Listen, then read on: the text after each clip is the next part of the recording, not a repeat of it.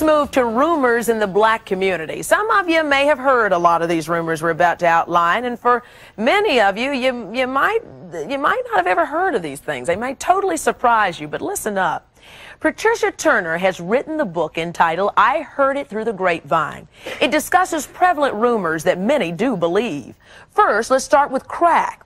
The San Jose News has reported that crack was created by the CIA just to gain money to support the Contras. Nick, I'm going to ask you if you believe this. The creation of crack being done by the CIA, I don't know. But what I can say is that crack cocaine is only found in minority communities. You don't find crack cocaine in the rich areas. And the money, no, rich people who have money, they drive. Now listen, I want to hear what both of you have to say. You obviously, Nick, do believe that crack was a conspiracy against the black community. Pat, in your book, I Heard It Through the Grapevine, you're saying what? Well, there have always been theories that the drugs that proliferate in African-American communities were put there as a mechanism of genocide. This goes back to the 50s and 60s with that belief about heroin. Now, that particular investigation that you referred to that was conducted by the San Jose Mercury News is a concrete paper trail that so many of the people in power are refusing to follow. And they're saying things like, well, let's ask the CIA if they did support the Contras. What's wrong with asking your government what they're doing and if they're investigating? To trust the CIA.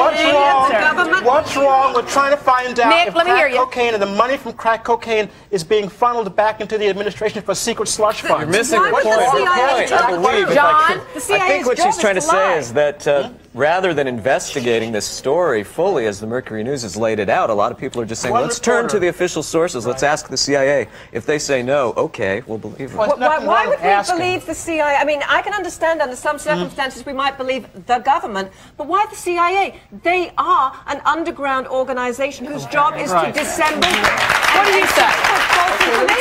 First of all, I know that crack has to be for the inner city. For one, it's cheap. It's only $5. Anybody can get it. Cocaine is expensive. That's the white person's drug. That's something that they have to afford. They work hard and they get what they can. But crack is definitely for the inner city because it's really cheap, quick to get. You can get it anywhere. It's easy to sell. So you agree? You do believe that this is a conspiracy against them? I do. You have to ask yourself a question. They've got their myriad of ways to keep a tsetse fly out of the United States, but they can't keep crack cocaine out of the United States. Curtis, and I'll come to you. Curtis first and then Pat. I don't think, Rolonda, anybody would doubt the corruptive influence of drug money, whether it's CIA, DEA, any one of us police officers. Sure, the potential is the CIA brought cocaine in.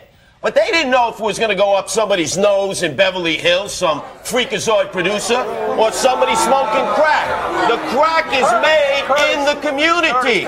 People with Arm & Hammer baking soda bake it in their oven. The CIA doesn't make the crack. What do you say? Crack is all over, and it's brought up to the suburbs. It's brought all over the place. And even if it's not brought up, if it starts as cocaine, they easily make it up there. It's made all over the place. So crack is everywhere. It's not just in the inner city. I can't go to Connecticut on some nice suburban street and get crack. I'll give you an address. Oh, come on. This way from the audience. Jump in.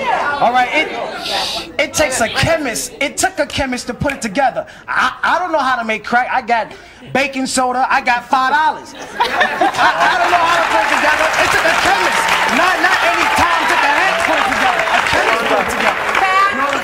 Rolonda, I'm a professor at a university that has hundreds of African-American science students. Let's not denigrate African-Americans and say they don't have the intelligence to do the chemistry. But what's important and what we haven't talked about is what we do with this belief. In my interviews, I find some people who say, I was told by my father that crack was made in a laboratory to keep black men down, and I made sure I never picked up that pipe the first time when I heard that.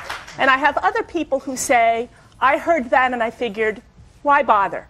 You know, they're out to get me anyway, and so I'm going to indulge. And you get all ranges of opinions between those two. It's what people do with the beliefs. We're not going to figure out who invented crack cocaine. I had an informant tell me that she thought that Ronald Wilson Reagan had crack invented in a laboratory to kill off the black population, and her proof of this was each of his names have 6 letters in it. 6, 6, 6. Yeah. So he's the devil incarnate. Oh, okay. So we get a whole what? But it's not what just do people it's just do with the beliefs. What you do, and nobody, and believe me, we will never find the answers in this hour. But it's amazing to me that what a rumor can do, even though we don't have the answers, it sure starts some real argument. It's not. I got to take a break because it's not only just the crack epidemic that is called a conspiracy. It's also AIDS. Is AIDS targeted to the black community as well? We'll have more rumors surrounding the black community and many rumors that you're talking about at home and at the office. We'll be back with more of our conversation right after this. Before 30 years ago, nobody heard about AIDS.